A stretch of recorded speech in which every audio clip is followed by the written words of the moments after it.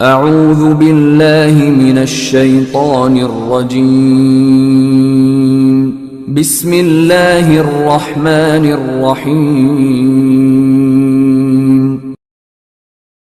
لا إله إلا الله محمد رسول الله لا إله إلا الله محمد رسول الله لا إله إلا الله محمد رسول الله لا إله إلا الله محمد رسول الله.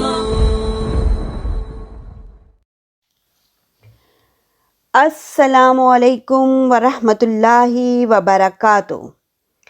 الحمدللہ آج ہم سیرت پاک صلی اللہ علیہ وآلہ وسلم پر اپنے 29ویں لیکچر کا آغاز کرنے جا رہے ہیں۔ آج کے اس لیکچر میں جو ٹاپکس ہم کور کریں گے وہ یہ ہیں: سرایہ اور مہمات۔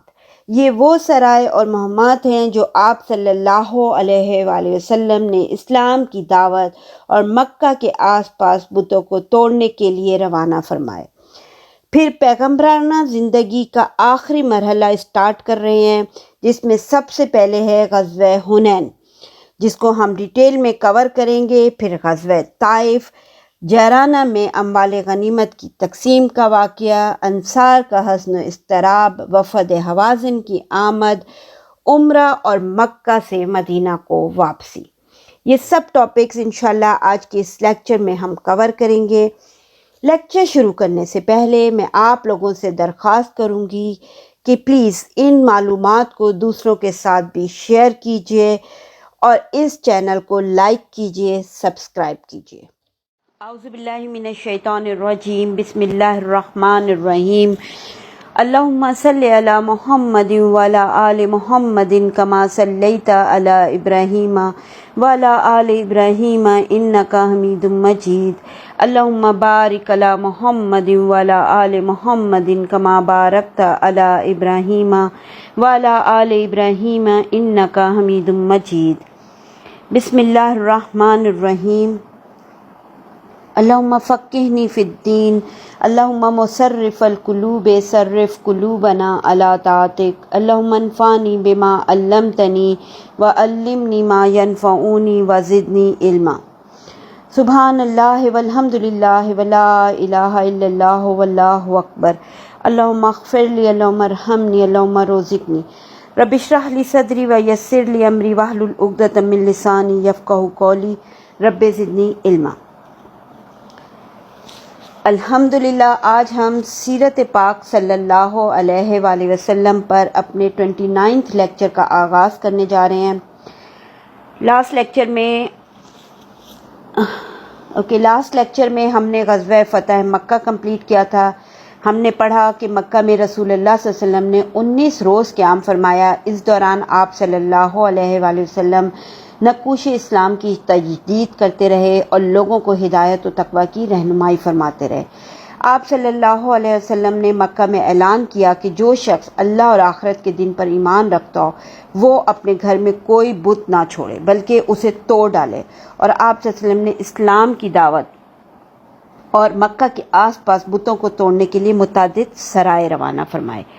ٹھیک ہے، اب یہاں پہ آج کے اس لیکچر میں ہم اسٹارٹ کریں گے کہ یہ کون سے سرائے تھے اور وہ مہمات دیکھتے ہیں جو آپ صلی اللہ علیہ وسلم نے مکہ میں ہوتے ہوئے آپ نے بھیجے تھے نا۔ ہم یہ کہہ رہے تھے کہ اب ان سرائے اور مہمات کو دیکھتے ہیں کہ کون کون سے سرائے بھیجے گئے تھے۔ دیکھیں، فتح مکہ سے لاسٹ لیکچر میں ہم نے فتح مکہ کمپلیٹ کیا۔ فتح مکہ سے یکسو ہو جانے کے بعد ہمارے پیارے نبی صلی اللہ علیہ وسلم نے 25 رمضان 8 ہجری کو حضرت خالد بن ولید رضی اللہ تعالیٰ عنہ کی سرکردگی میں عزا اور اس کا بت خانہ ڈھانے کے لیے ایک سریہ نخلا روانہ فرمایا۔ ٹھیک ہے، اب قریش اور جو ہے نا یعنی سارے بنو کنانہ نا اس کی پوجا کرتے تھے اور یہ ان کا سب سے بڑا بت تھا نا۔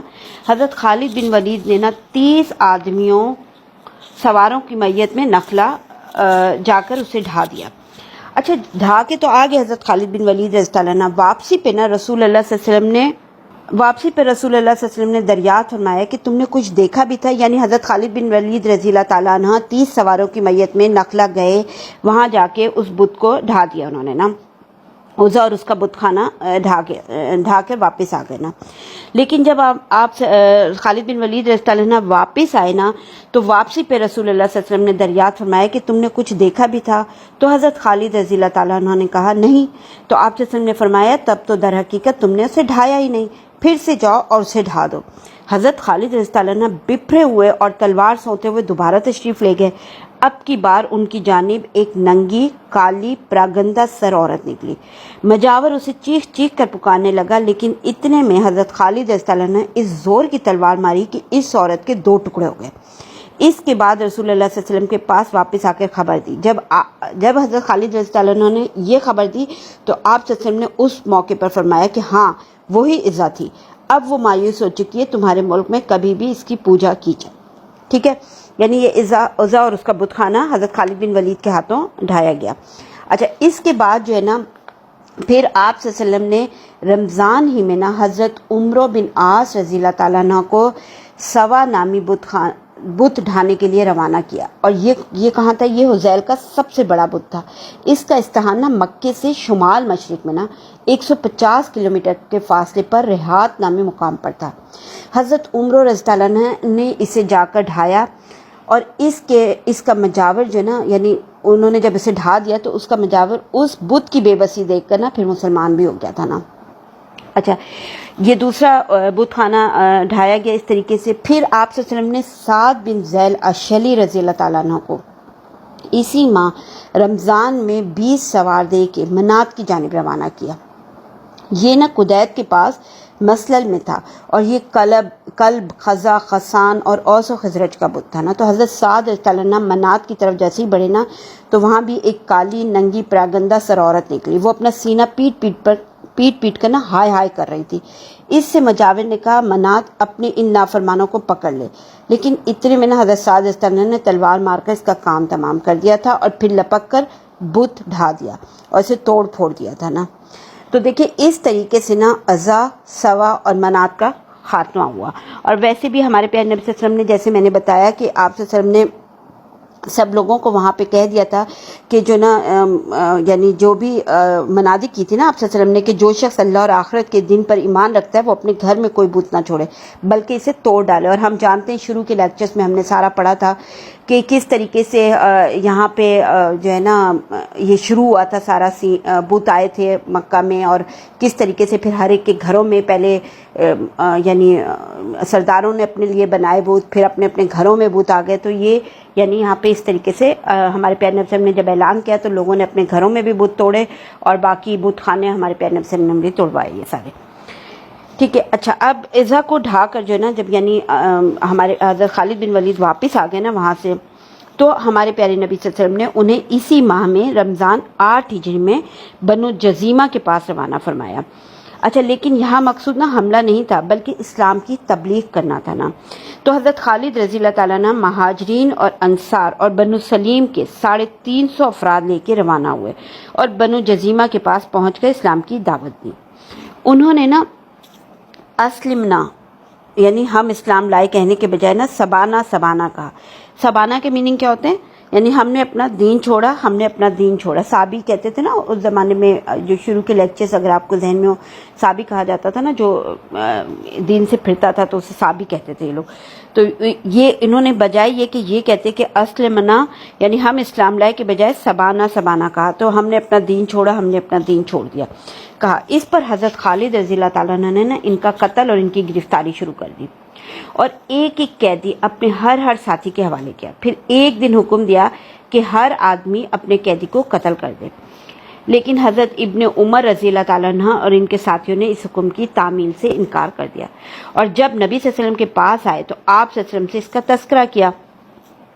آپ صلی اللہ علیہ وسلم نے اپنے دونوں ہاتھ اٹھائے اور 2 بار فرمایا. کیا فرمایا تھا آپ صلی اللہ علیہ وسلم نے جب یہ بات ہوئی؟ آپ صلی اللہ علیہ وسلم نے فرمایا، اے اللہ، خالد نے جو کچھ کیا میں اس سے تیری طرف برات اختیار کرتا ہوں. اور دیکھیں اس موقع پر نہ صرف بنو سلیم کے لوگوں نے اپنے قیدیوں کو قتل کیا تھا، انصار اور مہاجرین نے قتل نہیں کیا تھا. اور رسول اللہ صلی اللہ علیہ وسلم نے پھر حضرت علی رضی اللہ عنہ کو نا بھیج کر ان کے مقتولین کی دیت اور ان کے نقصانات کا معاوضہ بھی ادا فرمایا تھا نا. اچھا، اس معاملے میں نا اس موقع پہ نا اس معاملے میں حضرت خالد اور حضرت عبد الرحمن بن عوف رضی اللہ عنہ کے درمیان نا کچھ سخت کلامی اور برائی بھی ہو گئی تھی نا۔ اس کی خبر جب ہمارے پیارے نبی صلی اللہ علیہ وسلم کو ہوئی تھی نا تو آپ صلی اللہ علیہ وسلم نے فرمایا تھا خالد ٹھہر جاؤ، میرے رفقا کو کچھ کہنے سے باز رہو، اللہ کی قسم اگر احد پہاڑ سونا ہو جائے اور وہ سارا کا سارا تم اللہ کی راہ میں خرچ کرو تب بھی میرے رفقا میں سے کسی ایک آدمی کی ایک صبح کی عبادت یا ایک شام کی عبادت کو نہیں پہنچ سکتے۔ ایسا کیوں کہا ہمارے پیارے نبی صلی اللہ علیہ وسلم نے؟ جبکہ حضرت خالد رضی اللہ عنہ بھی مسلمان ہو چکے تھے، حضرت عبد الرحمن بن عوف رضی اللہ عنہ بھی مسلمان تھے، لیکن حضرت عبد الرحمن بن عوف رضی اللہ عنہ جو نا وہ سابقین اولین میں سے تھے۔ لیکچر نمبر اگر 7 اگر آپ دیکھیں تو اس میں میں نے بتایا تھا کہ بالکل شروع کے جو لوگ مسلمان ہوئے تھے ان میں سے حضرت عبد الرحمن بن عوف رضی اللہ عنہ بھی تھے۔ ٹھیک ہے، یہاں تک ہم نے دیکھیں، یہاں تک میں آپ کو بتاتی ہوں کہ یہ جو ہے نا کتاب، اس کے جیسے ہم نے پڑھا تھا کہ 6 مرحلوں میں ڈیوائیڈ کی گئی تھی، 3 مرحلے مکی دور کے اور 3 مرحلے مدنی دور کے۔ تو یہاں پہنچ کر ہم نے مکی دور کے 3 مرحلے کور کیے تھے، کر چکے ہیں، اور مدنی دور کے بھی 2 مرحلے کور ہو گئے ہیں۔ تو اب یہاں تک ہم نے 5 مرحلے کمپلیٹ کر لیے ہیں اس کتاب کے۔ اب یعنی مکی دور کے 3 مراحل طے ہوئے، مدنی دور کے 2 مراحل طے ہو گئے، اب ہم آخری مرحلہ اسٹارٹ کرنے جا رہے ہیں جو کہ تیسرا مرحلہ ہے مدنی دور کا۔ ٹھیک ہے، یہ رسول اللہ صلی اللہ علیہ وسلم کی دیکھیں پیغمبرانہ زندگی کا آخری مرحلہ ہے نا۔ اب اگر آپ پیچھے سارا دیکھیں، ہم نے اتنے سارے لیکچرز کور کیے ہیں، آج الحمدللہ 29 لیکچر ہے، تو ان طویل برسوں میں نا فتح مکہ نا سب سے اہم ترین کامیابی تھی جو مسلمانوں نے حاصل کی تھی۔ اس کی وجہ سے دیکھیں حالات کا دھارا بدل گیا، عرب کی فضا میں تغیر آ گیا۔ یہ فتح مکہ کوئی معمولی فتح نہیں تھی، یہ فتح در حقیقت اپنے ماں قبل اور ماں بعد کے دونوں زمانوں کے درمیان حد فاصل کی حیثیت رکھتی ہے۔ کیوں؟ کیونکہ قریش اہل عرب کی نظر میں دین کے محافظ اور انصار تھے اور پورا عرب اس بارے میں ان کے تابع تھا، اس لیے قریش کی سپر اندازی یعنی ہتھیار ڈالنا، قریش تو اب بے بس ہو گئے، ہمارے پیارے نبی صلی اللہ علیہ وسلم وہاں پر آ گئے نا۔ اب قریش کی سپر اندازی کے معنی یہ تھے کہ پورے جزیرہ نما عرب میں بت پرستانہ دین کا کام اب تمام ہو گیا۔ اس لیے اب یہ آخری مرحلہ جو ہے نا 2 حصوں میں تقسیم کیا گیا ہے، ایک وہ ہے جو مجاہدہ اور قتال کا ہے، اور دوسرا قبول اسلام کے لیے قوموں اور قبیلوں کی دوڑ۔ ٹھیک ہے، اب یہ دونوں صورتیں ایک دوسرے سے جڑی ہوئی ہیں، اس مرحلے میں نا آگے پیچھے اور ایک دوسرے کے دوران بھی پیش آتی رہی ہیں نا۔ تو اب ہم اس کو یہاں سے اس تیسرے مرحلے کا آغاز کرتے ہیں۔ تو یہاں پہ نا دیکھیں غزوہ حنین ہے سب سے پہلے نا۔ اب یہ دیکھیں کہ مکہ کی فتح کیونکہ ایک اچانک ضرب کے بعد حاصل ہوئی تھی نا، ہمارے پیارے نبی صلی اللہ علیہ وسلم نے اچانک حملہ کیا تھا نا، وہاں ان لوگوں کو تو اس وقت تک خبر ہی نہیں پہنچی تھی جب تک پہنچ نہیں گئے تھے وہاں پہ۔ تو مکہ کی جو فتح تھی ایک اچانک ضرب کے بعد حاصل ہوئی تھی، جس پر عرب جو ہے نا شدد رہتے ہیں نا، اور ہمسایہ قبائل میں اتنی سخت نہیں تھی کہ اس ناگہانی امر واقعے کو دفع کر سکے نا۔ اس لیے ہوا کیا کہ بعض اڑیل طاقتور اور متکبر قبائل کو چھوڑ کر نا باقی سارے قبیلوں نے نا ہتھیار خود ہی ڈال دی، یعنی سپر ڈال دی تھی۔ اڑیل قبیلوں میں کون سے قبیلے تھے؟ حوازن، ثقیف، یہ دونوں سر فہرست تھے۔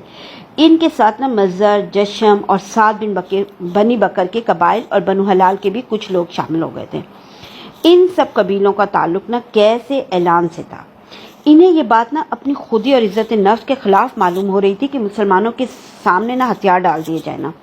اس لیے ان قبائل نے نا مالک بن عوف نصری کے پاس جمع ہو کے طے کیا کہ مسلمانوں پہ یلغار کی جائے، یعنی حملے جنگ کا فیصلہ کیا نا ایک طرح سے۔ چنانچہ انہوں نے کیا کیا کہ یہ سارے قبائل مل کے انہوں نے فیصلہ کیا کہ جنگ کرنی چاہیے، اور انہوں نے اپنی سپہ سالاری کے لیے نا مالک بن عوف نصری کو منتخب بھی کیا، اور ایک بہت بڑا لشکر جمع کر کے نا اوتاس میں اتر پڑے۔ اچھا، ان کے ساتھ نا عورتیں، بچے، مال مویشی بھی تھے، لیکن ان میں نا ایک آدمی تھا جس کا نام تھا دریدہ بن سما۔ یہ بہت بوڑھا ہو چکا تھا اور اب اپنی جنگی واقفیت اور مشورے کے سوا نا کچھ کرنے کے لائق بھی نہیں تھا، لیکن تھا وہ بڑا اصلاً نا بڑا بہادر اور ماہر جنگجو رہ چکا تھا، اپنی رائے کی پختگی کے لیے مشہور تھا۔ اس نے کیا کیا، اس نے جب بچوں اور جانوروں کی آواز سنی نا تو اس نے مالک سے پوچھا، یعنی یہ مالک بن عوف سے پوچھا کہ اس کی وجہ کیا ہے، یعنی کیوں بچے اور جانور وغیرہ کیوں تمہارے ساتھ ہیں؟ تو مالک بن عوف نے کہا کہ میں نے سوچا کہ ہر آدمی کے پیچھے اس کے اہل اور مال کو لگا دوں تاکہ وہ ان کی حفاظت کے جذبے کے ساتھ جنگ کرے، یعنی وہ مینٹلی طور پہ اس کے اوپر پریشر ہو کہ وہ ان کی حفاظت کے ساتھ جنگ کرے۔ ٹھیک ہے، لیکن درید کیونکہ سمجھدار انسان تھا، بوڑھا بھی تھا، لیکن اس نے پھر اس کے جواب کے اوپر درید نے فوراً کہا واللہ بھیڑ کے چرواہے ہو، بھلا شکست کھانے والے کو بھی کوئی چیز روک سکتی ہے؟ دیکھو اگر جنگ میں تم غالب رہے تو بھی کارآمد تو محض آدمی ہی اپنی تلوار اور نیزے کے ساتھ ہوگا، اور شکست کھا گئے تو تمہیں اپنے مال اور اہل کے سلسلے میں رسوا ہونا پڑے گا۔ لیکن درید نے اس کا مشورہ قبول نہیں کیا، اور اس نے پھر مشورہ بھی دیا تھا نا درید نے مشورہ دیا کہ انہیں ان کے علاقے میں واپس بھیج دو، لیکن مالک نے نا اس کی رائے قبول نہیں کی۔ مالک بن عوف کی نظر میں یہ رائے قبول کرنے کے قابل نہیں تھی، اس لیے اس نے قبول نہیں کی نا، ٹھیک ہے۔ اور بال بچوں اور ان مویشیوں کو اس نے کیا کیا، وادی اوتاس میں جمع کیا اور خود فوجیوں کو لے کے وادی حنین میں منتقل ہو گیا۔ وادی حنین جو تھی نا وادی اوتاس کے بالکل پہلو میں ہے، یعنی بازو میں ہے نا، وہاں پہنچ کر فوجیوں کو نا کمین گاہوں میں چھپا دیا اس نے نا، ٹھیک ہے۔ اب یہ یہاں پہ یہ سین کیا اس نے نا، اب وہاں پہ یہاں تو یعنی اس نے اس طریقے سے سیٹ اپ کر لیا اپنا۔ اب ادھر جو ہے نا ہمارے پیارے نبی صلی اللہ علیہ وسلم کو بھی دشمن کی جو ہے نا روانگی کی خبریں مل چکی تھیں، چنانچہ آپ صلی اللہ علیہ وسلم نے ابو حضرت اسلمی رضی اللہ تعالیٰ عنہ کو حکم دے کر روانہ فرمایا کہ لوگوں کے درمیان گھس کر قیام کریں اور ان کے حالات کا ٹھیک ٹھیک پتہ لگا کر واپس آئیں، اور آپ صلی اللہ علیہ وسلم کو اطلاع دیں۔ انہوں نے پھر ایسے ہی کیا تھا نا۔ تو ہفتے کے روز یعنی سنیچر 6 شوال 8 ہجری کو ہمارے پیارے نبی صلی اللہ علیہ وسلم نے مکہ سے کوچ فرمایا، ٹھیک ہے، مکہ میں ہی تھے نا ابھی تو مکہ سے کوچ فرمایا۔ آج آپ کو مکہ میں آئے ہوئے 19واں دن تھا نا۔ 12,000 کی فوج آپ صلی اللہ علیہ وسلم کے ہم رکاب تھی۔ اب جب مکہ تشریف لائے تھے فتح مکہ کے لیے تو کتنی فوج تھی؟ 10,000 کی۔ تو 10,000 کی وہ فوج جو فتح مکہ کے لیے آپ کے ہمراہ تشریف لائی تھی وہ 10,000، اور 2,000 جو باشندگان مکہ سے تھے، جن میں سے اکثر نا 9 مسلموں کی بھی تھی نا۔ تو نبی صلی اللہ علیہ وسلم نے صفوان بن امیہ سے 100 زرہ مائع آلات و اوزار ادھار لیے اور عتاب بن اسید کو مکہ کا گورنر مقرر فرمایا۔ اچھا، وہ دوپہر کے بعد جو ہے نا ایک سوار نے آ کے ہمارے پیارے نبی صلی اللہ علیہ وسلم کو بتایا کہ میں نے فلاں اور فلاں پہاڑ پر چڑھ کر دیکھا تو دیکھتا ہوں کہ بنو حوازن عورتیں، چوپائے، بکریاں سب ساتھ لائے ہیں، یعنی وہ لے کے گئے تھے نا وہ ساری چیزیں۔ تو اب اس پر نا ہمارے پیارے نبی صلی اللہ علیہ وسلم نے نا تبسم فرماتے ہوئے فرمایا، یعنی مسکرائے آپ صلی اللہ علیہ وسلم اور فرمایا کہ یہ سب انشاءاللہ کل مسلمانوں کا مال غنیمت ہوگا۔ اچھا، رات آئی تو حضرت انس بن ابی مرثد غنوی رضی اللہ عنہ نے رضاکارانہ طور پہ سنتری کے فرائض انجام دیے۔ سنتری مطلب پہرا دینے والے سپاہی کے فرائض انجام دیے، ٹھیک۔ اب حنین جاتے ہوئے نا لوگوں نے نا، یعنی جب حنین کی طرف جا رہے تھے تو ظاہر ہے اس میں 9 مسلم بھی تھے، اس میں ابھی نئے نئے مسلمان ہوئے تھے وہ لوگ بھی تھے، مکہ کے باشندے بھی تھے نا۔ تو حنین جاتے ہوئے لوگوں نے نا بیر کا ایک بڑا سا ہرا درخت دیکھا جس کو نا ذات انوات کہا جاتا تھا۔ مشرکین عرب جو تھے نا وہ اس پر اپنے ہتھیار لٹکاتے تھے اور اس کے پاس جانور ذبح کرتے تھے، وہاں درگاہ میلہ وغیرہ لگاتے تھے۔ بعض فوجیوں نے رسول اللہ صلی اللہ علیہ وسلم سے کہا کہ آپ ہمارے لیے ذات انوات بنا دیجیے جیسے ان کے لیے ذات انوات ہے، یعنی ظاہر شرک تو ان کے دماغ میں سے ابھی اسی جگہ سے نکلے ہیں نا۔ تو آپ صلی اللہ علیہ وسلم نے فرمایا اللہ اکبر، اس ذات کی قسم جس کے ہاتھ میں محمد صلی اللہ علیہ وسلم کی جان ہے، تم نے ویسی ہی بات کہی جیسے موسیٰ علیہ السلام کی قوم نے کہی تھی۔ کیا کہا تھا موسیٰ علیہ السلام کی قوم نے؟ سورہ اعراف آیت نمبر 138، ہمارے لیے بھی ایک معبود بنا دیجئے جس طرح ان کے لیے معبود ہے، یہ کہا تھا نا حضرت موسیٰ علیہ السلام کی قوم نے۔ تو ہمارے پیارے نبی صلی اللہ علیہ وسلم نے اس پہ جو ہے نا یہ کہا کہ یہ طور طریقے تم لوگ بھی یقیناً پہلوں کے طور طریقوں پر سوار ہو گئے ہو۔ اچھا، ایک اور چیز یہاں ہے کہ ایک اور بات یہ ہے کہ اثناء راہ میں نا بعض لوگوں نے نا لشکر کی کثرت کے پیش نظر کہا تھا کہ ہم آج ہرگز مغلوب نہیں ہو سکتے، یعنی ظاہر ہے 12,000 کا لشکر تھا، کافی بڑا لشکر تھا نا، 10,000 تو وہ لوگ اور 2,000 ادھر سے، اور تو وہ ایک طرح سے اندر سے فیلنگ ان کو یہ آئی لوگوں کو، کچھ لوگوں کو کہ جو نا بس اب تو ہم مغلوب نہیں ہوں گے، اب تو ہم یقیناً فتح ہی حاصل کر کے آئیں گے۔ لیکن اس موقع پر ہمارے پیارے نبی صلی اللہ علیہ وسلم پہ یہ بات گرا گزری تھی اور آپ صلی اللہ علیہ وسلم نے ناراضگی کا تھوڑا سا اظہار کیا تھا نا، اچھے پسند نہیں آئی تھی آپ کو یہ بات۔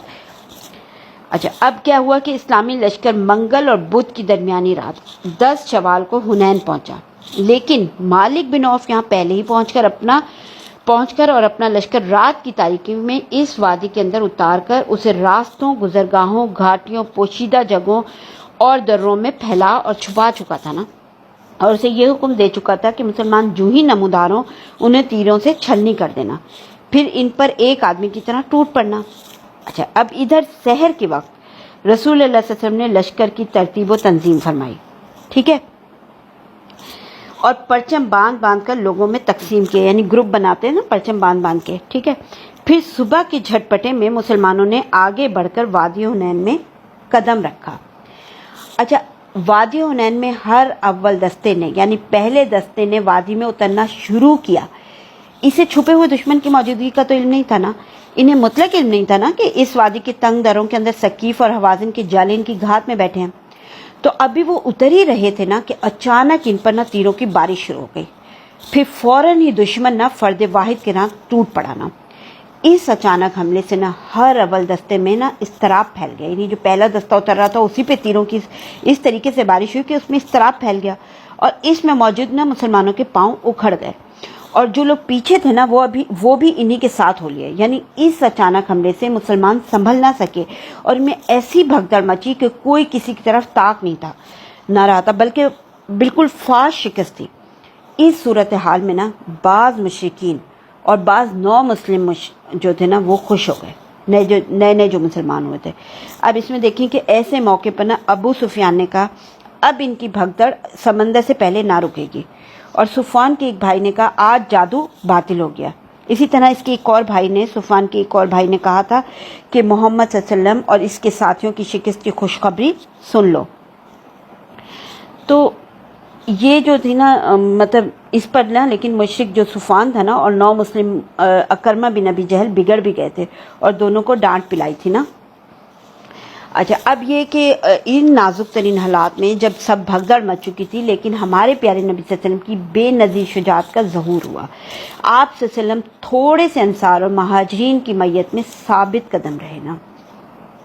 آپ صلی اللہ علیہ وسلم نے کیا کیا تھا کہ آپ صلی اللہ علیہ وسلم اس شدید بھگدڑ کے باوجود آپ صلی اللہ علیہ وسلم کا رخ کفار کی طرف تھا۔ آپ صلی اللہ علیہ وسلم پیش قدمی کے لیے اپنے خچر کو ایڑ لگا رہے تھے اور یہ فرما رہے تھے کہ میں نبی ہوں، جھوٹا نہیں ہوں، میں عبد المطلب کا بیٹا ہوں۔ اس وقت ابو سفیان بن حارث رضی اللہ تعالیٰ عنہ نے آپ کے خچر کی لگام پکڑ رکھی تھی، اور حضرت عباس رضی اللہ عنہ نے رکاب تھام لی تھی۔ دونوں خچر کو روک رہے تھے کہ کہیں تیزی سے آگے نہ بڑھ جائے۔ اس کے بعد آپ صلی اللہ علیہ وسلم اتر پڑے خچر سے اور اپنے رب سے مدد کی دعا فرمائی، اے اللہ اپنی مدد نازل فرما، ٹھیک ہے۔ اس کے بعد ہمارے پیارے نبی صلی اللہ علیہ وسلم نے کیا کیا، اب آپ یہ دیکھیں کہ ہم تھرو آؤٹ شروع سے ہم نے اتنی ساری یہ چیزیں پڑھی ہیں کہ ہمارے پیارے نبی صلی اللہ علیہ وسلم نے میدان جنگ میں بھی کس قدر ثابت قدمی کا ثبوت دکھایا ہے لوگوں کو۔ یعنی یہ بات ہم نے پورے پیچھے سارے لیکچرز میں پڑھی ہے کہ ہمارے پیارے نبی صلی اللہ علیہ وسلم نے جنگ کے میدان میں کس قدر زبردست حکمت عملی اختیار کی ہے۔ تو آپ صلی اللہ علیہ وسلم نے اس وقت کیا کیا تھا کہ پہلے تو اللہ سے دعا مانگی، مدد کے لیے دعا مانگی۔ اس کے بعد ہمارے پیارے نبی صلی اللہ علیہ وسلم نے اپنے چچا حضرت عباس رضی اللہ تعالیٰ عنہ کو، جن کی آواز خاصی بلند تھی نا، حکم دیا کہ صحابہ کرام کو پکاریں۔ حضرت عباس رضی اللہ عنہ کہتے ہیں کہ میں نے نہایت بلند آواز سے پکارا، او درخت والوں، یعنی بیت رضوان والوں، کہاں ہو؟ اس کے بعد انصار کی پکار شروع ہوئی، او انصاریوں، او انصاریوں۔ اور کہ یہ حضرت عباس رضی اللہ عنہ خود فرماتے ہیں کہ واللہ وہ لوگ میری آواز سن کر اس طرح مڑے جیسے گائے اپنے بچوں پر مڑتی ہے، اور جواباً کہا ہاں ہاں آئے آئے۔ اور حالت یہ تھی کہ آدمی اپنے اونٹ کو موڑنے کی کوشش کرتا اور نہ موڑ پاتا نا تو اپنی ذرا اس کی گردن میں ڈال پھینکتا اور اپنی تلوار اور ڈھال سنبھال کر اونٹ سے کود جاتا اور اونٹ کو چھوڑ چھاڑ کر آواز کی جانب دوڑتا۔ یعنی اس قدر تیزی سے لپکے ہیں سارے کے سارے۔ ادھر مسلمان دستوں نے جس رفتار سے یعنی میدان چھوڑا تھا نا، اسی رفتار سے ایک کے پیچھے ایک آتے چلے گئے، یہاں تک کہ آپ کے گرد بڑی جماعت جمع ہو گئی، اور اللہ نے اپنے رسول صلی اللہ علیہ وسلم اور مومنین پر سکینت نازل کی اور ان دیکھا لشکر اتارا۔ چنانچہ مسلمانوں نے پلٹ کر حملہ کیا، اور دیکھتے ہی دیکھتے فریقین میں دھواں دھار جنگ شروع ہو گئی۔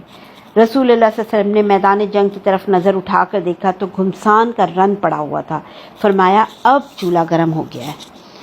پھر آپ صلی اللہ علیہ وسلم نے کیا کیا تھا کہ جب یہ یعنی لڑائی کی شدت نظر آ گئی تو آپ صلی اللہ علیہ وسلم نے پھر اس کے وقت کیا کیا کہ میدان زمین سے نا ایک مٹی لے کر نا دشمن کی طرف پھینکتے ہوئے فرمایا شاہت الوجوہ، یعنی چہرے بگڑ جائیں۔ اور یہ مٹھی بھر مٹی اس طرح پھیلی کہ دشمن کا کوئی آدمی ایسا نہ تھا جس کی آنکھ اس سے بھر نہ گئی ہو۔ اس کے بعد ان کی دھار کند ہوتی چلی گئی اور ان کا کام پشت پھیرتا چلا گیا۔ مٹی پھینکنے کے بعد چند ہی ساتھ گزری تھی کہ دشمن کو فاش شکست ہو گئی اور ثقیف کے تقریباً 70 آدمی قتل کیے گئے۔ ان کے پاس جو کچھ مال، ہتھیار، عورتیں، بچے تھے، سب مسلمانوں کے ہاتھ آئے۔ ٹھیک ہے، یعنی اس طریقے سے یہ کمپلیٹ ہو گئی۔ اب دیکھیں یہی وہ تغیر ہے نا جس کی طرف اللہ سبحانہ تعالیٰ نے اپنے اس قول میں ارشاد فرمایا۔ کس قول میں؟ سورہ توبہ میں آیت نمبر 25 to 26 ہے نا، اس میں اللہ تعالیٰ نے ارشاد فرمایا نا، اللہ نے حنین کے دن تمہاری مدد کی جب تمہیں تمہاری کثرت نے غرور میں ڈال دیا تھا، پس وہ تمہارے کچھ کام نہ آئی اور زمین کشادگی کے باوجود تم پر تنگ ہو گئی، پھر تم لوگ پیٹ پھیر کر بھاگے، پھر اللہ نے اپنے رسول اور مومنین پر اپنی سکینت نازل کی اور ایسا لشکر نازل کیا جسے تم نے نہیں دیکھا، اور کفر کرنے والوں کو سزا دی، اور یہی کافروں کا بدلہ ہے۔ یہ ہے سورہ جو ہے نا اس کی توبہ کی آیت نمبر 25 to 26 ہے نا، ٹھیک ہے۔ اچھا، اب شکست کھانے کے بعد نا دشمن کے جو ہے نا 3 گروہ میں دشمن بھاگے۔ ایک گروہ نے نا طائف کا رخ کیا، ایک نخلا کی طرف بھاگا اور ایک نے اوتاس کی راہ لی نا۔ ہمارے پیارے نبی صلی اللہ علیہ وسلم نے ابو عامر اشعری رضی اللہ عنہ کی سرکردگی میں تعاقب کرنے والوں کی ایک جماعت اوتاس کی طرف روانہ کی، جو اوتاس کی طرف بھاگے تھے نا ان کے پیچھے۔ فریقین میں تھوڑی سی جھڑپ بھی ہوئی، اس کے بعد مشرکین بھاگ کھڑے ہوئے۔ البتہ اسی جھڑپ میں نا اس دستے کے کمانڈر ابو عامر اشعری رضی اللہ عنہ شہید بھی ہو گئے تھے۔ مسلمان شہ سواروں کی ایک دوسری جماعت نے نخلا کی طرف پسپا ہونے والے مشرکین کا تعاقب کیا اور درید بن سما کو جا پکڑا، جسے ربیہ بن رفیع رضی اللہ تعالیٰ عنہ نے قتل بھی کیا تھا۔ اچھا، شکست خوردہ جو مشرکین کا تیسرا اور سب سے بڑا گروہ تھا نا، اس کے تعاقب میں جس نے طائف کی راہ لی تھی، ہمارے پیارے نبی صلی اللہ علیہ وسلم نے مال غنیمت جمع فرمانے کے بعد خود روانہ ہوئے تھے۔ اچھا، پہلے اس کو طائف اس کے بارے میں بتانے سے پہلے میں آپ کو غنیمت کا بتاتی ہوں۔ مال غنیمت کیا تھا؟ مال غنیمت میں یہ تھا کہ قیدی 6000، اونٹ 24000، بکری 40000 سے زیادہ، چاندی 4000 اوقیہ یعنی 1,60,000 درہم۔ رسول اللہ صلی اللہ علیہ وسلم نے ان سب کو جمع کرنے کا حکم دیا، پھر اسے جیرانہ میں نا روک کر حضرت مسعود بن عمرو غفاری رضی اللہ عنہ کی نگرانی میں دے دیا، یعنی بانٹا نہیں تھا نا، اور جب تک غزوہ طائف سے فارغ نہیں ہوئے نا اسے تقسیم نہیں فرمایا۔ اچھا، ان قیدیوں میں نا شیمہ بنت حارث سعدیہ بھی تھی نا۔ یہ کون تھی نا؟ جو یہ رسول اللہ صلی اللہ علیہ وسلم کی رضائی بہن تھی نا۔ جب انہیں رسول اللہ صلی اللہ علیہ وسلم کے پاس لایا گیا اور انہوں نے اپنا تعارف کروایا تو انہیں رسول اللہ صلی اللہ علیہ وسلم نے ایک علامت کے ذریعے پہچان لیا، پھر ان کی بڑی قدر و عزت کی، اپنی چادر بچھا کر بٹھایا، احسان فرماتے ہوئے انہیں ان کی قوم میں واپس کر دیا تھا۔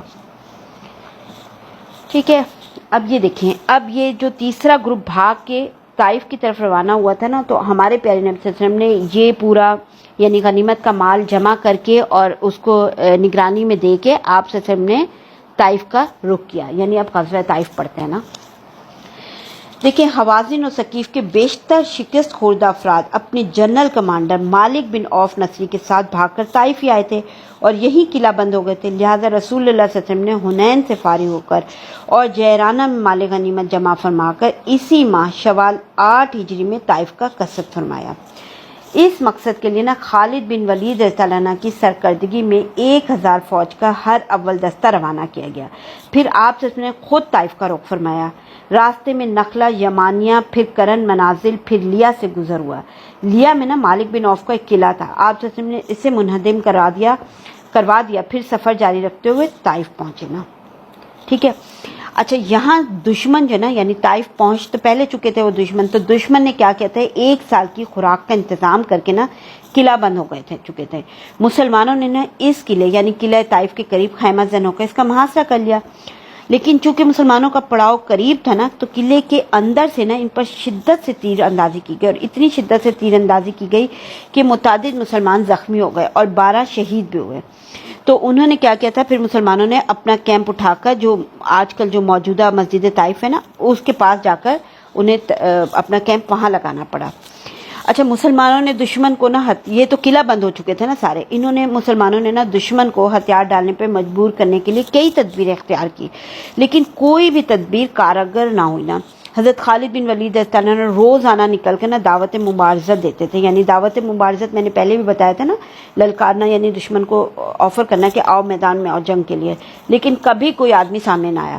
اور ان پر منجنیق نصب کیا گیا، لیکن یہ بھی کارگر نہ ہوئی۔ مسلمان جانبازوں کا ایک گروہ 2 دبابوں میں گھس کر نقب لگانے کے لیے قلعے کی دیوار تک پہنچا، لیکن دشمن نے ان پر لوہے کے جلتے ٹکڑے پھینکے، جس سے وہ واپسی پر مجبور ہو گئے اور دیوار میں نقب نہ لگا سکے۔ اچھا، ان کے انگور اور کھجور کے درخت کاٹے گئے پھر، لیکن اس پر ثقیف نے اللہ اور قرابت کا واسطہ دے کے گزارش کی کہ درختوں کو کاٹنا بند کر دیں، تو آپ صلی اللہ علیہ وسلم نے اللہ کے واسطے اور قرابت کی خاطر ہاتھ روک لیا تھا ٹھیک ہے۔ اور پھر اچھا، ایک اور بات یہاں پر یہ ہوئی تھی کہ دوران محاصرہ جو یعنی ہمارے پیارے نبی صلی اللہ علیہ وسلم نے منادی کا اعلان کیا تھا آپ صلی اللہ علیہ وسلم نے دوران محاصرہ یہ کہا کہ جو غلام قلعے سے اتر کر ہمارے پاس آ جائے وہ آزاد ہے۔ تو اس اعلان پر 23 آدمی قلعے سے نکل کے مسلمانوں میں شامل ہوئے تھے اور انہی میں حضرت ابو بکرہ رضی اللہ تعالیٰ عنہ بھی تھے۔ وہ قلعے کی دیوار پر چڑھ کر ایک چرخی یا گھراری کی مدد سے، جس کے ذریعے رہٹ سے پانی کھینچا جاتا ہے لٹک کر نیچے آئے تھے۔ چونکہ گھراری کو عربی میں بکرا کہتے ہیں اس لیے رسول اللہ صلی اللہ علیہ وسلم نے ان کی کنیت ہی ابو بکرہ رکھ دی تھی۔ اچھا، ان سب غلاموں کو رسول اللہ صلی اللہ علیہ وسلم نے پھر آزاد کر دیا تھا اور ہر ایک کو ایک مسلمان کے حوالے کر دیا تھا کہ اسے سامان باہم پہنچائیں جو یہ لوگ جو اچھا، اب جب محاصرہ بہت طول پکڑ گیا اور قلعہ قابو میں آتا نظر نہیں آ رہا تھا اور مسلمانوں پہ تیروں کی بارش گرم لوہوں کی زد میں پڑی تو ادھر اہل قلعہ نے سال بھر کا سامان خورد و نوش جمع کر رکھ لیا تھا۔ تو پھر ہمارے پیارے نبی صلی اللہ علیہ وسلم نے نوفل بن معاویہ رضی اللہ تعالیٰ عنہ دہلوی سے مشورہ طلب کیا۔ انہوں نے کیا مشورہ دیا؟ انہوں نے ہمارے پیارے نبی صلی اللہ علیہ وسلم کو مشورہ دیا کہ لومڑی اپنے بھیٹ میں گھس گئی ہے، اگر آپ اس پر ڈٹے رہے تو پکڑ لیں گے اور اگر چھوڑ کے چلے گئے تو آپ سے کا کچھ بگاڑ نہیں سکتی۔ یہ سن کر رسول اللہ صلی اللہ علیہ وسلم نے محاصرہ ختم کرنے کا پھر فیصلہ فرما لیا اور حضرت عمر بن خطاب رضی اللہ عنہ کے ذریعے لوگوں میں اعلان کروا دیا کہ ہم انشاءاللہ کل واپس ہوں گے۔ اس کے بعد جب لوگوں نے کوچ کیا تو آپ صلی اللہ علیہ وسلم نے فرمایا کہ یوں کہو، ہم پلٹنے والے، توبہ کرنے والے، عبادت گزار ہیں اور اپنے رب کی حمد کرتے ہیں۔ اچھا، اس موقع پر کہا گیا، ہمارے پیارے نبی صلی اللہ علیہ وسلم سے کہا گیا کہ اے اللہ کے رسول، آپ صلی اللہ علیہ وسلم ثقیف پر بد دعا کریں، لیکن آپ صلی اللہ علیہ وسلم نے بد دعا نہیں کی۔ آپ صلی اللہ علیہ وسلم نے فرمایا ثقیف کو ہدایت دے، اے اللہ ثقیف کو ہدایت دے اور انہیں لے آ، ٹھیک ہے۔ اچھا، اب یہ ہے کہ جیسے میں نے بتایا تھا کہ طائف سے پہلے مال غنیمت جمع کیا تھا جیرانہ میں، تو جب ہمارے پیارے نبی صلی اللہ علیہ وسلم یہ طائف سے واپس آئے رسول اللہ صلی اللہ علیہ وسلم طائف سے جیرانہ واپس آئے تو وہاں پہ 10 دن ٹھہرے رہے جیرانہ میں اور مال غنیمت تقسیم نہیں فرمایا۔ آپ سے ہم کو انتظار تھا کہ حوازن توبہ کر کے آ جائیں گے اور اپنا مال اور قیدی واپس لے جائیں گے۔ 10 دن تک انتظار کیا، لیکن جب کوئی نہ آیا تو پھر آپ سے ہم نے غنیمت سے خمس نکالا اور اسے تالیف قلب، یعنی تالیف قلب کا مطلب ہوتا ہے دل جوئی کرنے کے لیے مؤلفۃ القلوب کو دیا۔ مؤلفۃ القلوب کا مطلب ہوتا ہے وہ لوگ جو نئے مسلمان ہوئے ہوں یا کمزور اسلام والے، تاکہ ان کی دل جوئی ہو سکے اور وہ اسلام پر مضبوطی سے جم جائیں۔ اور کچھ ایسے لوگوں کو بھی دیا جو ابھی تک مسلمان نہیں ہوئے تھے، تاکہ ان کی نظر میں بھی اسلام محبوب ہو جائے۔ چنانچہ دیکھیں، ابو سفیان کو 40 اوقیہ چاندی یعنی 1600 درہم اور 100 اونٹ دیے، پھر اتنا ہی اس کے بیٹے یزید کو دیا، پھر اتنا ہی اس کے دوسرے بیٹے معاویہ کو دیا، اور صفوان بن امیہ کو 100 پھر 100 پھر 100 یعنی 300 اونٹ ہمارے پیارے نبی نے دیے۔ اسی طریقے سے حکیم کچھ اور کے نام آتے ہیں جو نئے مسلمان بھی ہوئے تھے، تو ان کو کیا دیا تھا، جیسے حکیم بن حزام، حارث بن کلدہ، عینیہ بن حسن، اقرا بن حابس، عباس بن مرداس، علقمہ بن علاسہ، مالک بن عوف، علا بن حارثہ، حارث بن حشام اور جبیر بن مطعم، سہیل بن عمرو اور حویتب بن عبدالعزیٰ، ان سب کو 100 اونٹ دیا، اور کچھ اور لوگوں کو ہمارے پیارے نبی نے 50 اونٹ بھی دیے تھے، یعنی ان کو بانٹے تھے۔ یعنی اتنی کثرت میں مال بٹا کہ جو یہاں تک لوگوں میں مشہور ہو گیا کہ محمد صلی اللہ علیہ وسلم اس طرح بے درے غطیہ دیتے ہیں کہ انہیں فقر کا اندیشہ ہی نہیں۔ اب ہوا کیا کہ مال کی طلب میں بدو آپ صلی اللہ علیہ وسلم پر ٹوٹ پڑے اور آپ صلی اللہ علیہ وسلم کو ایک درخت کی جانب سمیٹنے پر مجبور کر دیا، جس میں آپ صلی اللہ علیہ وسلم کی چادر درخت میں پھنس کر رہ گئی تھی۔ تو آپ صلی اللہ علیہ وسلم نے فرمایا، لوگوں میری چادر دے دو، اس ذات کی قسم جس کے ہاتھ میں میری جان ہے، اگر میرے پاس تہامہ کے درختوں کی تعداد میں بھی چوپائے ہوں تو انہیں بھی تم پر تقسیم کر دوں گا، پھر تم مجھے نہ بخیل پاؤ گے، نہ بزدل، نہ جھوٹا۔ ایک سیکنڈ دیجیے گا مجھے ذرا۔ میں ذرا پانی پی لوں. ٹھیک ہے. اس کے بعد آپ وسلم نے اپنے اونٹ کے بازو میں کھڑے ہو کر نا اس کی کوہان سے کچھ بال لیے اور چٹکی میں رکھ کر بلند کرتے ہوئے فرمایا، لوگوں واللہ میرے لیے تمہارے مال فے میں سے کچھ بھی نہیں، حتیٰ کہ اتنا بال بھی نہیں، صرف خمس، اور خمس بھی تم پر ہی پلٹا دیا جاتا ہے. خمس بھی یعنی تم پر ہی پلٹا دیا جاتا ہے. اس کے ساتھ ہی آپ سے نے فرمایا تھا لہذا سوئی اور دھاگا تک ادا کرو، کیونکہ خیانت صاحب خیانت کے لیے قیامت کے روز آر اور رسوائی اور آگ ہوگی. تو یہ بات سن کر لوگوں نے ایک معمولی چیز تک بھی جو اٹھائی تھی غنیمت سے، جو کچھ لیا تھا نا، وہ سب واپس کر دیا نا. اور اس کے بعد آپ سے نے حضرت زید بن ثابت اسلام کو مال غنیمت تقسیم کرنے کا حکم دیا تھا، اور غنیمت کی مذکورہ مقدار کے حساب سے خمس نکالنے کے بعد ایک آدمی کے حصے میں نا جتنا مال غنیمت آتا تھا نا، اس کی مقدار یہ تھی، یعنی تقریباً 1.5 اونٹ، 2.5 بکری، 10 درہم اور ایک قیدی کا 1/2 حصہ. اب اگر ایک آدمی کو 10 درہم دے کر باقی کوئی ایک ہی چیز دے جائے نا، تو اس کے حصے میں یا تو صرف 4 اونٹ آئیں گے، یا صرف 40 بکریاں، یا ایک قیدی کا صرف 2/2 حصہ. بہرحال یہ تقسیم دیکھیں جو ہمارے پیارے نبی صلی اللہ علیہ وسلم نے کی تھی تقسیم، تو وہ تقسیم جو ہے نا ایک حکیمانہ سیاست پر مبنی تھی. یعنی جو میں نے ابھی آپ کو بتایا تھا نا کہ ہمارے پیارے نبی صلی اللہ علیہ وسلم نے دل جوئی کرنے کے لیے جو ہے نا نئے جو مسلمان ہوئے تھے یا کمزور اسلام والے مسلمان تھے، ان کی دل جوئی کرنے کے لیے آپ صلی اللہ علیہ وسلم نے کافی غنیمت کا مال انہیں تقسیم کیا تھا نا، کافی تعداد میں دیا تھا. تو یہ تقسیم تو بیسیکلی ایک حکیمانہ سیاست پر مبنی تھی، لیکن پہل سمجھی نہ جا سکی تھی نا، اس لیے کچھ زبانوں پر نا حرف اعتراض آ گیا. جیسے انصار کو رسول اللہ صلی اللہ علیہ وسلم کے اس فعل پر حیرت ہوئی کہ آپ صلی اللہ علیہ وسلم نے مولفت القلوب کو اندازے سے بڑھ کر عطیے دیے اور انصار کو کچھ نہ دیا. چنانچہ بعض انصار نے کہا کہ یہ کیسی تعجب کی بات ہے کہ آپ صلی اللہ علیہ وسلم قریش کو دے رہے ہیں اور ہمیں چھوڑ دیا ہے، حالانکہ ہماری تلواریں ان کے خون سے ٹپک رہی ہیں. یہ بات نا انصار کے رئیس حضرت سعد بن عبادہ رضی اللہ تعالیٰ عنہ نے آپ صلی اللہ علیہ وسلم کو پہنچائی تھی نا، یعنی آپ صلی اللہ علیہ وسلم کو یہ بات بتائی تھی. تو جب آپ صلی اللہ علیہ وسلم کو یہ بات پتہ چلی نا، تو آپ صلی اللہ علیہ وسلم نے فرمایا، سعد رضی اللہ عنہ سے خود سے فرمایا کہ اے سعد اس بارے میں تمہارا اپنا کیا خیال ہے؟ تو حضرت سعد رضی اللہ عنہ نے کیا کہا تھا؟ حضرت سعد رضی اللہ عنہ نے کہا تھا کہ یا رسول اللہ میں بھی تو اپنی ہی قوم کا ایک آدمی ہوں نا. تو آپ صلی اللہ علیہ وسلم نے اس پر فرمایا تھا اچھا تو اپنی قوم کو اس چھولداری میں جمع کرو. چھولداری مطلب چھوٹے سے خیمہ کو کہتے ہیں نا. تو سعد رضی اللہ عنہ نے نکل کر انصار کو چھوٹے سے خیمے میں جمع کیا. کچھ مہاجرین بھی آ گئے تو انہیں داخل ہونے دیا، پھر کچھ دوسرے لوگ بھی آ گئے تو انہیں واپس کر دیا تھا. اچھا جب سب جمع ہو گئے نا، تو حضرت سعد رضی اللہ تعالیٰ نے رسول اللہ صلی اللہ علیہ وسلم کی خدمت میں آ کے حاضر ہو کے عرض کیا کہ قبیلہ انصار آپ صلی اللہ علیہ وسلم کے لیے جمع ہو گیا ہے. تو ہمارے پیارے نبی صلی اللہ علیہ وسلم ان کے پاس تشریف لائے، اللہ کی حمد و ثنا کی، پھر فرمایا. اب ذرا یہ بات نا غور سے سنیے گا، کیسے ہمارے پیارے نبی صلی اللہ علیہ وسلم دل جوئی کرتے تھے، اور کیسے موقع پر ہی آپ صلی اللہ علیہ وسلم نے یہ نہیں سوچا کہ بھئی رسول ہوں میں تو، اور میں کیوں یعنی اس کی جواب دوں اس کا، اور جو میری مرضی میں کروں، ایسا نہیں. ہمارے پیارے نبی صلی اللہ علیہ وسلم نے موقع پہ ہی ان کو سمجھایا. اب یہ دیکھیں کتنا پیارا انداز ہے ہمارے پیارے نبی صلی اللہ علیہ وسلم کا سمجھانے کا بھی، اور پوری بات کس تفصیل سے کی گئی ہے. ہمارے یہاں اکثر کانسیپٹ ہوتا ہے نا کہ کوئی معاملہ ایسا پیش آ جائے تو ہم کہتے ہیں خود کو سمجھ ہونی چاہیے، خود کو عقل ہونی چاہیے، ہم کیوں صفائیاں پیش کرتے رہیں. لیکن دیکھیں چھوٹی چھوٹی باتیں دل میں بیٹھتی ہیں تو وہی بڑی باتیں بنتی ہیں. تو ہمارے پیارے نبی صلی اللہ علیہ وسلم نے اسی موقع پر فوراً جمع کیا لوگوں کو، اور جمع کرنے کے بعد کتنے اچھے طریقے سے آپ صلی اللہ علیہ وسلم نے سمجھایا. یہ چیزیں جو نا ہمیں اپنی شخصیت میں ڈالنی چاہیے. یہی ہمارے پیارے نبی صلی اللہ علیہ وسلم کی سیرت سے ہمیں نکلتا بھی ہے نا باتیں بہت ساری. تو دیکھیں ہمارے پیارے نبی صلی اللہ علیہ وسلم نے اللہ کی حمد و ثنا کی اور پھر فرمایا. اب ذرا غور سے سنیے گا اس کو جو ہے نا.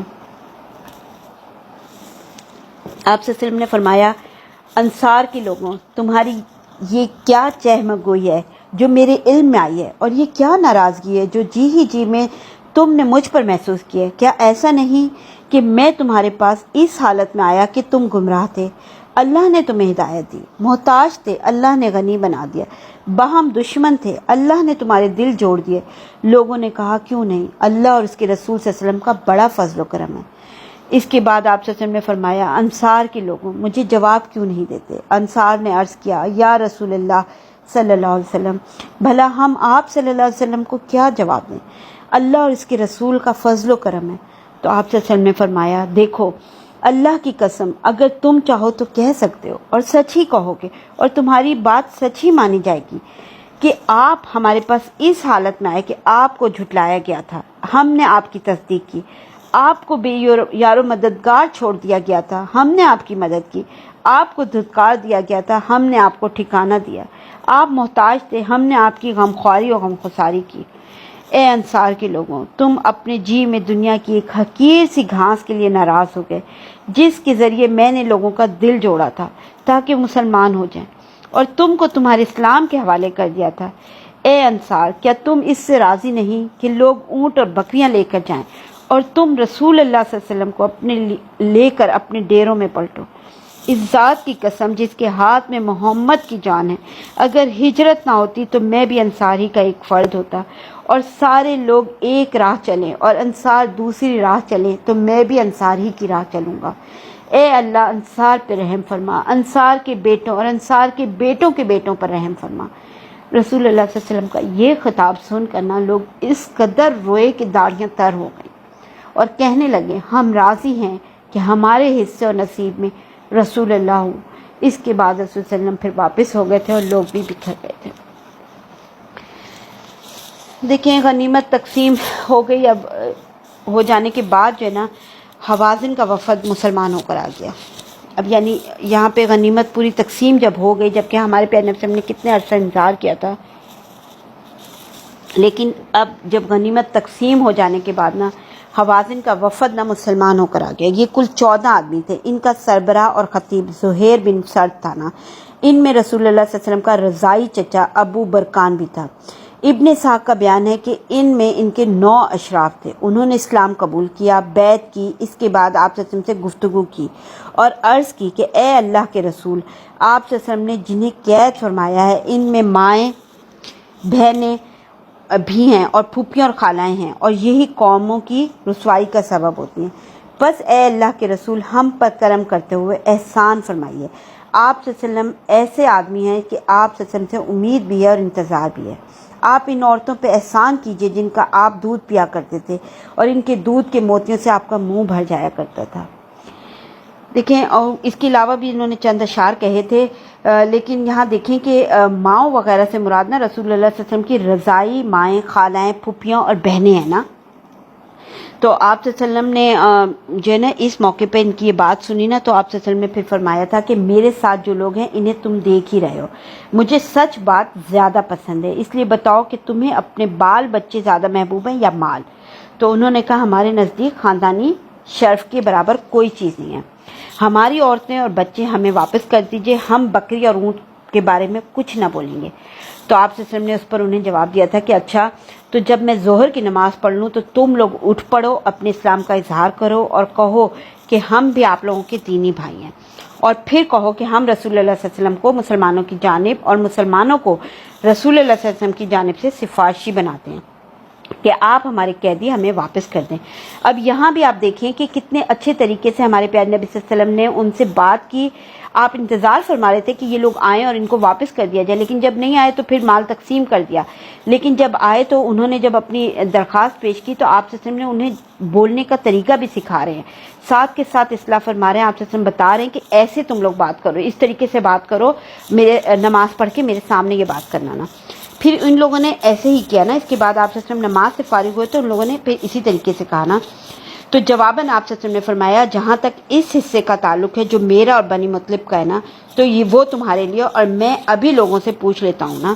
یعنی اپنے حصے کو فوراً آپ صلی اللہ علیہ وسلم نے ودرا کیا اور پھر فوراً ہی کہا کہ میں ان لوگوں سے تمہارے سامنے پوچھ لیتا ہوں۔ تو اس پر نا انصار اور مہاجرین جتنے تھے نا، انہوں نے اٹھ کر کہا جو کچھ ہمارا ہے وہ سب بھی رسول اللہ صلی اللہ علیہ وسلم کے لیے ہے۔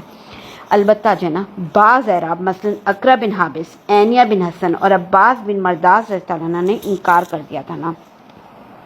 اچھا، اب انہوں نے جب انکار کیا نا تو ہمارے پیارے نبی صلی اللہ علیہ وسلم نے اس پر فرمایا تھا کہ دیکھو، آپ صلی اللہ علیہ وسلم نے، اب ظاہر وہ انکار کر چکے تھے، تو ہمارے پیارے نبی صلی اللہ علیہ وسلم نے اس پر فرمایا کہ دیکھو یہ لوگ مسلمان ہو کر آئے ہیں اور اسی غرض سے میں نے ان کے قیدیوں میں تقسیم کی تاخیر کی تھی، اب میں نے انہیں اختیار دیا تو انہوں نے بال بچوں کے برابر کسی چیز کو نہ سمجھا، لہذا جس کسی کے پاس کوئی قیدی اور وہ باخوشی واپس کر دے تو یہ بہت اچھی رائے ہے، ٹھیک ہے، اور جو کوئی اپنی حق کو روکنا ہی چاہتا ہے تو وہ بھی ان کے قیدی تو انہیں واپس ہی کر دے، یعنی بیوی بچے بال بچے واپس کر دینا۔ لیکن کیا کہا آپ صلی اللہ علیہ وسلم نے؟ آپ نے کہا البتہ آئندہ جو سب سے پہلا مال فے حاصل ہوگا اس سے ہم اس شخص کو ایک کے بدلے 6 دیں گے۔ لوگوں نے کہا ہم رسول اللہ صلی اللہ علیہ وسلم کے لیے باخوشی دینے کو تیار ہیں۔ اس کے بعد سارے لوگوں نے ان کے بال بچے واپس کر دیے تھے، صرف عینیہ بن حسن رہ گیا تھا جس کے حصے میں نا ایک بڑھیا آئی تھی، اس نے واپس کرنے سے نا پھر انکار کر دیا تھا نا۔ اچھا، لیکن آخر میں اس نے بھی پھر واپس کر دیا تھا، اور رسول اللہ صلی اللہ علیہ وسلم نے سارے قیدیوں کو ایک ایک کپتی چادر عطا فرما کر پھر واپس کر دیا تھا، یعنی سارے قیدی واپس دیے گئے تھے اور ان کو ہمارے پیارے نبی صلی اللہ علیہ وسلم نے خود سے جو ہے ایک ایک کپتی چادر دی تھی نا۔ ٹھیک ہے، اب یہ رسول اللہ صلی اللہ علیہ وسلم نے مال غنیمت تقسیم سے فارغ ہو کے جیرانہ میں نا ہی سے عمرے کا احرام باندھا اور عمرہ ادا کیا۔ یہی عمرہ نا جیرانہ کہلاتا ہے، یعنی یہاں پہ آپ صلی اللہ علیہ وسلم نے عمرہ ادا کیا۔ اس کے بعد نا عتاب بن اسید کو مکے کا والی بنا کر مدینہ روانہ ہو گئے، اور مدینہ واپسی کب ہوئی تھی آپ صلی اللہ علیہ وسلم کی؟ 24 ذیقعدہ 8 ہجری کو ہوئی تھی۔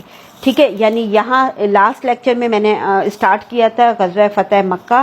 اب یہاں پہ مکہ میں ٹھہراؤ، مکہ میں جو مہمات سر انجام دی، جو کچھ کیا آپ صلی اللہ علیہ وسلم نے وہ بتایا، اور آج یعنی یہ اب ہمارے پیارے نبی صلی اللہ علیہ وسلم مدینہ کی طرف واپسی کے لیے روانہ ہو گئے، یعنی مکہ سے واپس اب مدینہ تشریف لے گئے۔ تو یہیں پہ میں آج لیکچر کو روکتی ہوں ایک دعا کے ساتھ، پھر انشاءاللہ نیکسٹ لیکچر میں مدینہ واپس پہنچ کے آپ صلی اللہ علیہ وسلم نے کہ کیا کیا تھا تو وہ ہم نیکسٹ لیکچر میں انشاءاللہ کور کریں گے۔ دعا کے ساتھ اس کو اختتام کرتی ہوں۔ بسم اللہ الرحمن الرحیم۔ رب اوزنی ان اشکر نعمتک التی انعمت علی وعلی والدی وان اعمل صالحا ترضی واصلح لی فی ذریتی انی تبت الیک وانی من المسلمین۔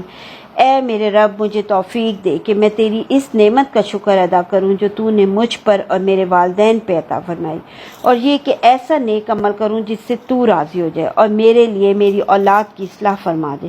بے شک میں نے تیری طرف توبہ کی اور بے شک میں مسلمانوں میں سے ہوں۔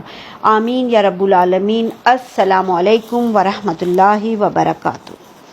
یہ صبح مدینہ، یہ شام مدینہ، مبارک تجھے یہ قیام مدینہ۔ مدینہ مدینہ مدینہ مدینہ، نبی کا شہر ہے یہ شہر مدینہ۔ یہ صبح مدینہ، یہ شام مدینہ، مبارک تجھے یہ قیام مدینہ۔ مدینہ مدینہ مدینہ مدینہ، نبی کا شہر ہے یہ شہر مدینہ۔ مبارک تجھے ہو اے عرض مدینہ، نبی کا شہر ہے یہ شہر مدینہ۔ تیرے پاس جب سید دو جہاں ہے، نہ کیوں رش کے افلاک ہو پھر مدینہ۔ مدینہ مدینہ مدینہ مدینہ، یہ صبح مدینہ، یہ شام مدینہ، مبارک تجھے یہ قیام مدینہ۔ مدینہ مدینہ مدینہ مدینہ، نبی کا شہر ہے یہ شہر مدینہ۔ تیرے سبز گنبد پہ عالم فدا ہے، فلک جیسے چوبے زمین مدینہ۔ تیرا ذرہ ذرہ نشان نبی ہے، فدا تجھ پہ میں خاک کے شہر مدینہ۔ یہ صبح مدینہ، یہ شام مدینہ، مبارک تجھے یہ قیام مدینہ۔ مدینہ مدینہ مدینہ مدینہ نبی کا شہر ہے یہ شہر مدینہ. احد کے یہ دامن میں خون شہیداں سبق دے رہا ہے وفائے مدینہ. نشانی ہے اسلام کی عظمتوں کی صحابہ کے قدموں سے خاک مدینہ. وفاداریوں پر صحابہ کی اختر ہے تاریخ روشن یہ شہر مدینہ. یہ صبح مدینہ یہ شام مدینہ مبارک تجھے ہو اے عرض مدینہ. مدینہ مدینہ مدینہ مدینہ نبی کا شہر ہے یہ شہر